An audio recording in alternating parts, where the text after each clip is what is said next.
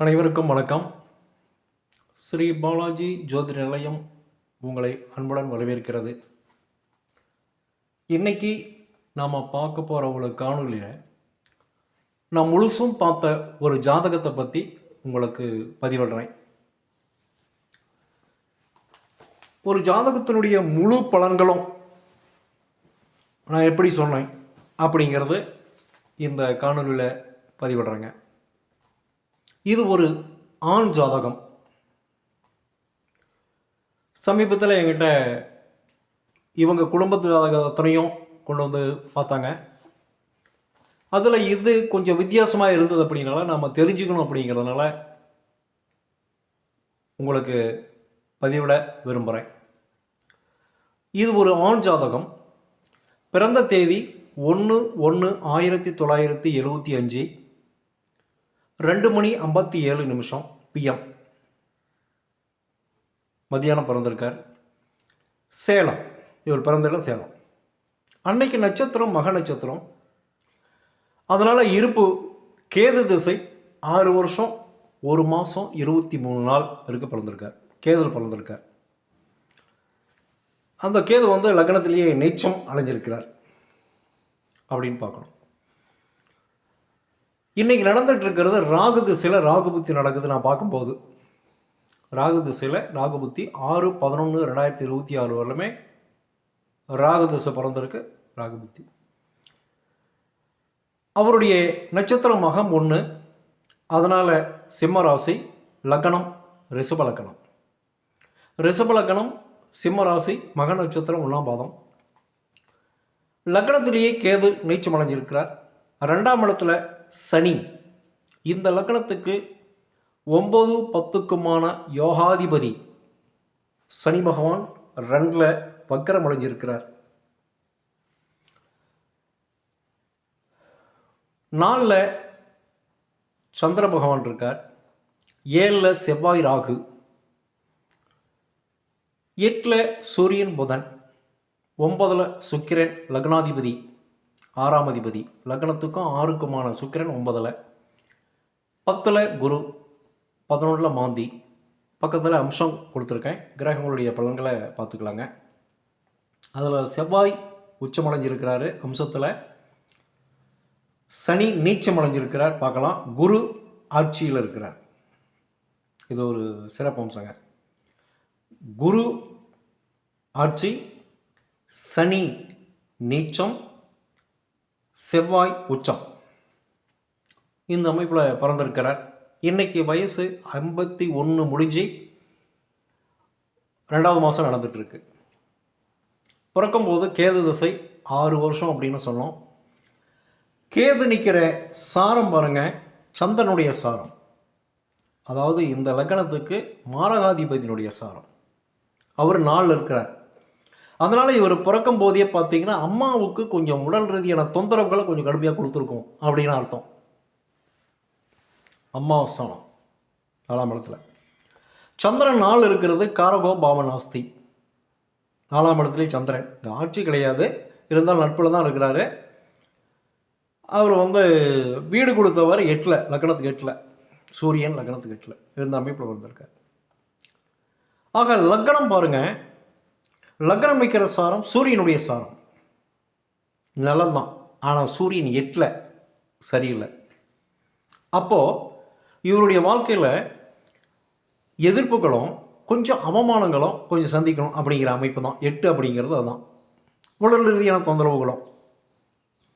எந்த ஒரு விஷயத்தை எடுத்துக்கிட்டாலும் அதில் போட்டிகள், பொறாமைகள், எதிர்ப்புகள் அப்படின்னு இருக்கும். வம்பு வழக்கு இப்படின்னு அர்த்தம். லக்னாதிபதி சுக்கிரன் 9ல் இருக்கிறார். லக்னாதிபதி சுக்கிரன் நிற்கிற சாரம் அவரும் சூரியனுடைய சாரம்.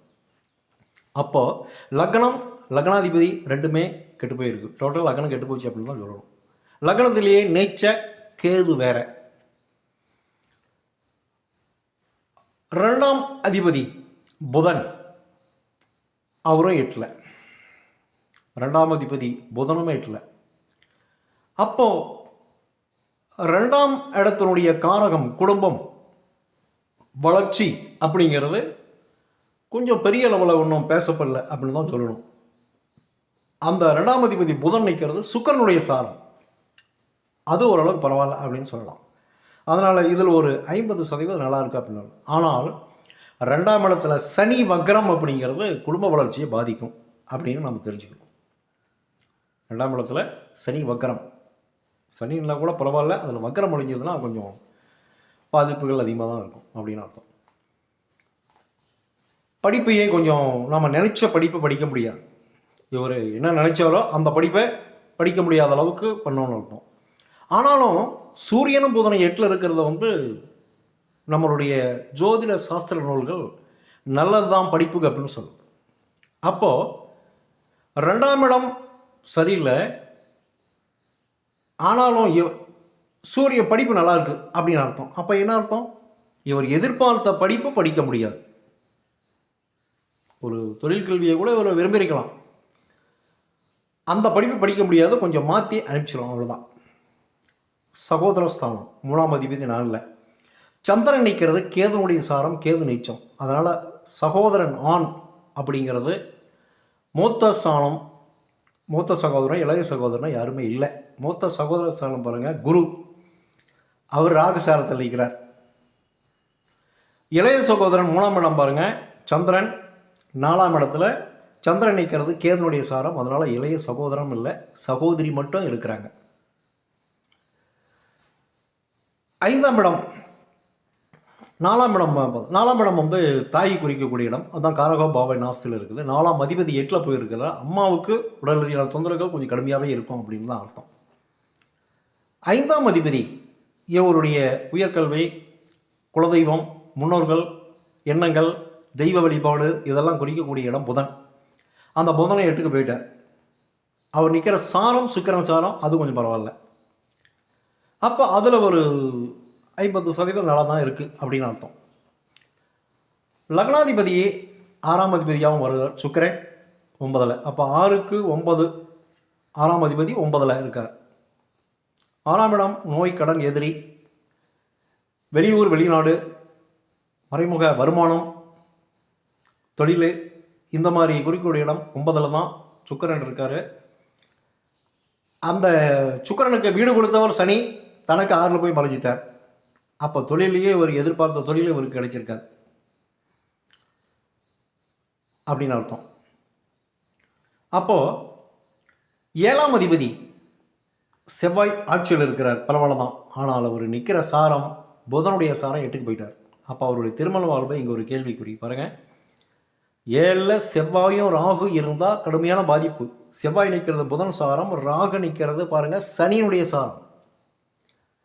இந்த இடத்த நல்லா கவனிக்கணும். 7ஆம் இடத்துல செவ்வாயும் ராகும் இருக்காங்க. செவ்வாய்க்கு 7ஆம் இடம் ஆட்சி தான்.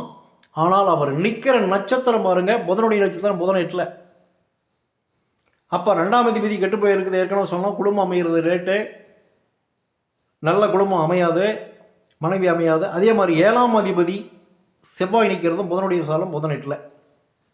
அப்போ அந்த திருமணத்தில் இவர் செய்யக்கூடிய முதல் திருமணத்தில் ஒரு அவமானம், ஒரு கேவலமான ஒரு இது நடக்கணும் அப்படின்னு அர்த்தம். சரி, செவ்வாயோட ராகு இருக்கிறார். ராகு யார் சாரம் நினைக்கிறப்போ சனியுடைய சாரம், சனி வக்கரம். தனக்கு, அதாவது ராகுக்கு 8ல் சனி. அதனால் அந்த விஷயத்தில் கொஞ்சம் திருமண விஷயத்தில் முதல் திருமணம் தங்காது, தெளிவாக பார்த்துக்கணும். 2ஆம் இடத்தினுடைய அதிபதி சனி, குருவுடைய சாரம் 8வது அதிபதியினுடைய நட்சத்திரம் நிற்கிறாங்க. உறுதியாக முதல் திருமணம் பிரிவு தான்.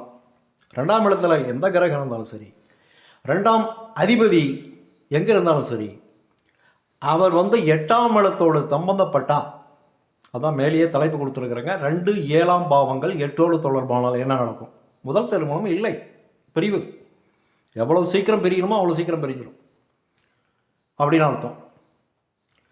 அடுத்தது 9ல் இவருடைய பாக்கியஸ்தானத்தில் லக்னாதிபதியே போயிருக்கிறார், பரவாயில்ல. 9ஆம் இடத்துல சுக்கிரன் இருக்கிறது அப்படிங்கிறது, சுக்கிரன் சம்பந்தப்பட்ட காரங்கள் அத்தனையும் தன்னுடைய நட்பு வீடு, அதனால் நடக்கும்.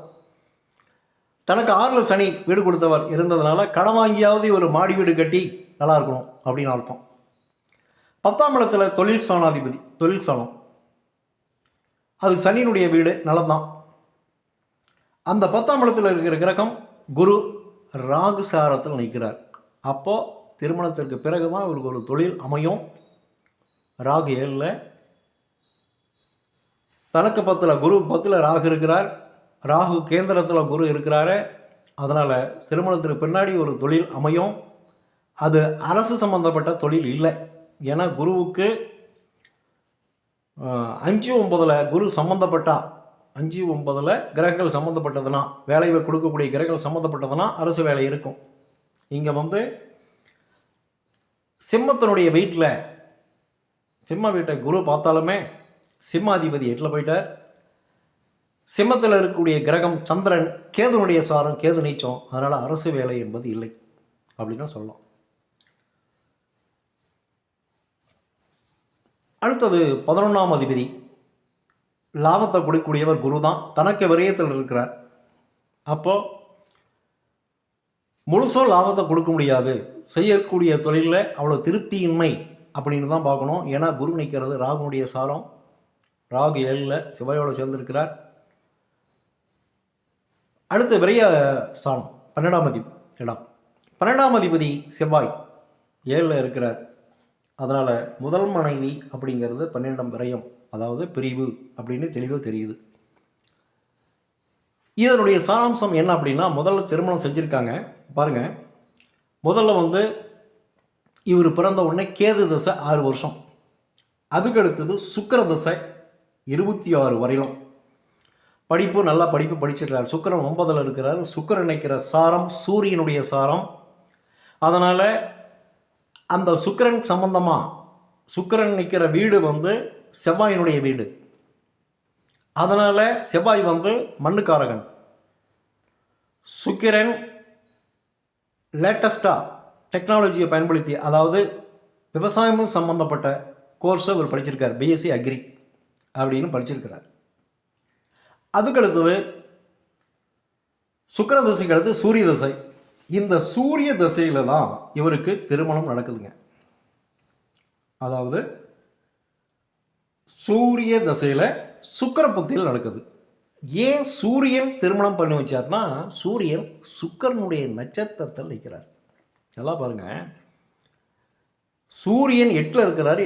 4ஆம் அதிபதி எப்படி கல்யாணத்தை பண்ணி வச்சார்னா, அந்த சூரியன் சுக்கிரனுடைய நட்சத்திரம் இருக்கிறார். அதனால் கல்யாணத்தை பண்ணி வச்சிட்டார். எந்த புத்தியில்? சுக்கிரனுடைய புத்தியில். அதனால் சூரியன் தசையில் சுக்கிர புத்தியில் திருமணம் நடக்குது.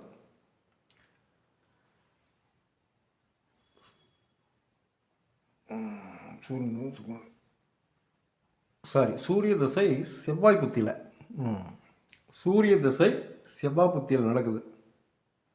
செவ்வாய் புத்தியில் சுக்கிரன் பண்ணல. ஏன்னா வீடு கொடுத்தவர் தனக்கு 6ல் போய் மறைஞ்சிட்டார். அடுத்து இல்லை, செவ்வாய் புத்திலேயே நடந்திருக்குது. சூரிய தசையில் செவ்வாய் புத்தியில் நடந்திருக்கு திருமணம். கரெக்டு, 27ல். செவ்வாய் ஏன் பண்ணி வச்சார் அப்படின்னா, செவ்வாய் நிற்கிறது புதனுடைய சாரம். புதன் 2ஆம் அதிபதி. புதன் நிற்கிறது சுக்கிரனுடைய சாரம். சரியா போச்சிங்களா? அப்போ டோட்டலாக சுக்கிரன் வருது, சம்மந்தப்படுது. அதனால் சூரிய திசையில் செவ்வாய் புத்தியில் திருமணம் நடக்குது. அடுத்தது சூரிய தசை ராகு புத்தியிலேயே பிரிவினை ஏற்படுது. ஏங்க பிரிவினை ஏற்படுச்சு? சூரியன் ராகு என்ன சம்பந்தம் பாருங்கள். சூரியன் 8ல், தனக்கு விரயத்தில் ராகு. ராகு நிற்கிறது சனியினுடைய சாரம். ராகுக்கு 8ல் சனி. அப்போ அந்த 6-8 அமைப்பு அப்படின்னு வந்ததாவே பிரிவினை என்பது உறுதி. அப்படி பிரிவினை ஆயிடுச்சு. அப்போது சூரிய தசை செவ்வாய் புத்தியில் திருமணம், சூரிய தசை ராகு புத்தியில் பிரிவு. அடுத்தது சந்திர திசை வருதுங்க. சூரியன் சந்திரன், அந்த சந்திர திசையில் தான் அவருடைய 33 வயசில் அதே செவ்வாய் புத்தியில், ஏன்னா ஏற்கனவே செவ்வாய் தான் திருமணம் பண்ணி வச்சிச்சு இல்லையா, அதே செவ்வாய் தான் இப்போது 2வது திருமணம் நடக்குது. சந்திர தசை செவ்வாய் புத்தியில் தாங்க திருமணம் நடக்கும் அப்படின்னா அப்போ தாங்க பண்ணார். ஆமாம், அப்போ தான் நடந்துச்சு அப்படின்னார். அவருடைய 33 வயசில் திருமணம் நடந்தது. அப்போ இதுதான் அந்த முக்கியமான சமாச்சாரம். 2ஆம் இடமும் கெட்டுப்போச்சு, 7ஆம் இடமும் கெட்டுப்போச்சு. 2ஆம் இடம் எப்படி கெட்டுச்சுன்னா, 2ஆம் இடத்துல சனி நிற்கிறாரு. குருவுடைய சாரம், குரு 8ஆம் அதிபதி. அப்போ 2-8 சம்மந்தப்பட்டுச்சுனாவே கெடுதல். சரி, 7ஆம் இடம் எப்படி கழிச்சு பாருங்க. 7ஆம் இடத்துல செவ்வாய், புதனுடைய சாரம், புதன் சுக்கிரனுடைய சாரம், சுக்கிரன் சூரியனுடைய சாரம், சூரியன் 8 அப்படி வந்தது. அங்கே ராகுவுமே இருக்கிறார். ராகு நிற்கிறது சனி சாரம், சனிக்கு தனக்கேட்டல. அதனால் 2 7ஆம் பாவங்கள் 8 தொடர்பாச்சுன்னா உறுதியாக பிரிவினை அல்லது மனைவி இழப்பு அப்படின்னு நடக்குதுன்னு அர்த்தம். அடுத்தது, இவங்க அம்மாவுக்கு இதயம் சம்பந்தமான, ஏன்னா 4ஆம் இடத்துக்கு 4ஆம் இடம் பாருங்கள், செவ்வாய் ராகு. 4ஆம் இடம் தான் அவங்களுடைய இதய பகுதியை குறிக்கக்கூடியது அம்மாஸ்தானத்துக்கு. அந்த இடத்துல செவ்வாய் ராகு இருந்து இதய ஆப்ரேஷன் பண்ணிருக்கிறாங்க. அது மட்டும் இல்லை, 9ஆம் இடம் அப்பாவை குறிக்கக்கூடிய இடம். இவங்களுடைய செவ்வாய் திசை குரு புத்தியில், செவ்வாய் திசையில், செவ்வாய் பாருங்க புதன் சாரம் நிற்குது. செவ்வாய் திசை குரு புத்தியில், செவ்வாய் திசை குரு புத்தியில் அப்பா தவறிடுறார். ஏன் செவ்வாய் திசையில் அப்பா தவறிட்டார் அப்படின்னா, குரு புத்தியில் ஏன் அப்படின்னா பாருங்க, செவ்வாய் கடுமையான பாவத்தில் இருக்கிறார் அப்பாவுக்கு சம்பந்தமாக. ஏன்னா செவ்வாய்க்கு 8ஆம் அதிபதி, செவ்வாய்க்கு 8ஆம் அதிபதி புதன், செவ்வாய்க்கு 8ஆம் அதிபதி புதன். அந்த புதன் நிற்கிறது சுக்கிரன் சாரம். சுக்கிரன்லேருந்து பாருங்க பாதகஸ்தானத்துக்கு செவ்வாய், சுக்கிரன்லேருந்து பாதகஸ்தானத்துக்கு செவ்வாய். இந்த மாதிரி அமைப்பு இருக்கிறதுனால குரு புத்தியில் குருக்கு 3, 8, 12 தொடர்பு. குருக்கு 3, 8, 12 தொடர்பு. 9ஆம் இடத்துலேருந்து அப்பா ஸ்தானத்தில் எடுத்துக்கங்க. அப்பா ஸ்தானத்திலேருந்து குருவுக்கு 3, 8, 12 தொடர்பு. அதனால் அந்த செவ்வாய் திசை குரு புத்தியில் அப்பா தவறிடுறார். இதுதான் இந்த ஜாதகத்தினுடைய சாராம்சம். மீண்டும் ஒரு காணொலியில் சந்திக்கிறேன். நன்றி, வணக்கம்.